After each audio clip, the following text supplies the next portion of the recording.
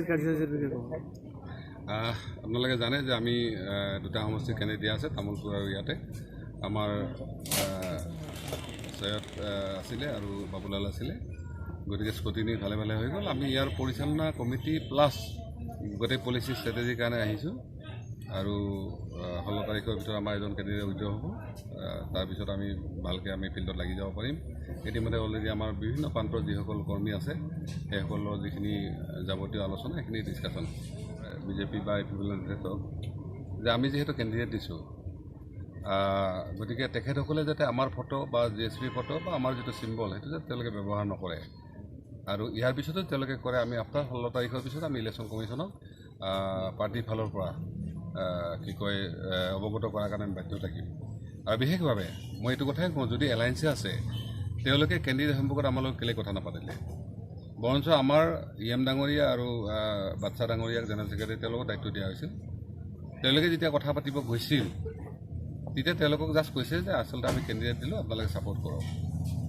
যিহেতু এটা GSP party গঠন হৈছে, আমাৰ যথেষ্ট ৱাৰ্কাৰ আছে, আমি দুবাৰকৈ MP আছোঁ, তেওঁলোকে যে এটলিষ্ট যদি আমাৰ লগত কথা পাতিলেহেঁতেন সৌজন্যৰ খাতিৰত যে আমি কেণ্ডিডেট দিব লাগিছে আপোনালোকে ছাপোৰ্ট কৰি, তেতিয়া আমাৰ ক'বলৈ একো নাছিল।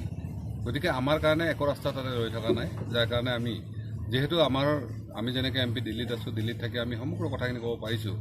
একেধৰণে ষ্টেট ৰিলেটেড যিবিলাক বিষয় আছে, ল' এণ্ড অৰ্ডাৰ হওক, মাটি বাৰী সমস্যা হওক, গাঁও গঠনৰ ইছ্যু হওক, জনজাতিকৰণৰ ইছ্যু হওক, বিভিন্ন ধৰণৰ অৰুণোদয় আঁচনিৰ পৰা আৰম্ভ কৰি অসম চৰকাৰৰ যিবিলাক আঁচনি আহে উন্নয়নৰ আদি কৰি, সেই গোটেই কথাখিনি কোৱাৰ কাৰণে আমাৰ এজন MLA দৰকাৰ আছে, যিহেতু দিছপুৰ আমাৰ প্ৰতিনিধি। সেইকাৰণে আমি দুটা সমষ্টিৰ ইলেকশ্যন খেলিছোঁ এইবাৰ।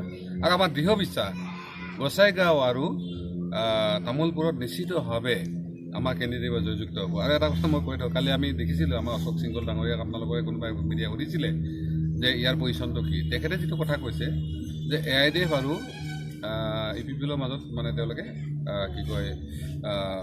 প্ৰতিযোগিতা হ'ব বুলি কৈছে, অৰ্থাৎ প্ৰতিদ্বন্দ্বিতা হ'ব। কিন্তু মই ভাবোঁ আমাৰ সিংগল ডাঙৰীয়াৰ কথাটো প্ৰি মটিভেটেড, অৰ্থাৎ তেওঁলোকে জানি বুজি কৈছে, কাৰণ ইয়াতো তেওঁলোকে হিন্দু মুছলিম পলিটিক্সটো অনাৰ কাৰণে চেষ্টা কৰিব।